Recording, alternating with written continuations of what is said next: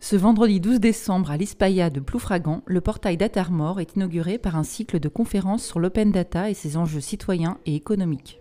Le portail Datarmor, c'est un portail dans lequel on va retrouver des jeux de données, un peu plus de 60 aujourd'hui, et qui regroupe à l'initiative du Conseil général, qui s'est allié les services d'autres collectivités qui sont venus le rejoindre dans cet élan, déposer des jeux de données, qui sont les données collectées par les collectivités et que l'on peut libérer.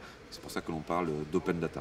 Tout le week-end, ces données seront utilisées pour le premier hackathon des Côtes d'Armor, organisé par l'association La Matrice en partenariat avec le Conseil général.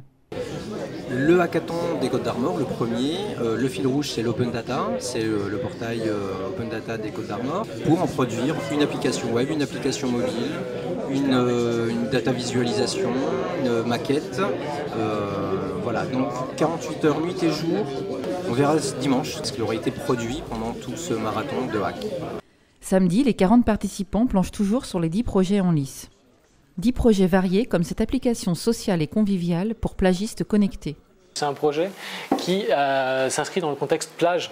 Donc l'objectif c'est de donner une expérience extrêmement riche autour du contexte plage. On va récupérer un maximum de données concernant la météo, la qualité de l'eau, l'offre de services qui peut exister sur la plage, etc.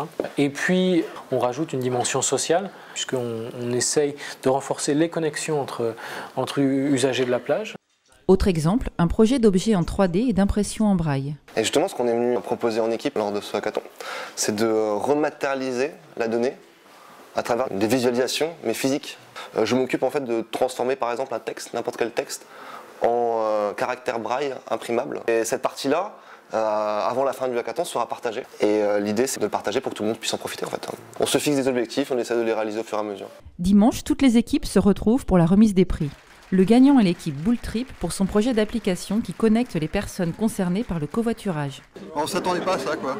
C'est une super bonne surprise, mais en même temps on s'est tellement éclaté. Et puis je pense que le projet il a une vraie potentialité dans les Côtes d'Armor en particulier. Et donc moi je suis vraiment ravie d'avoir fait partie de l'aventure.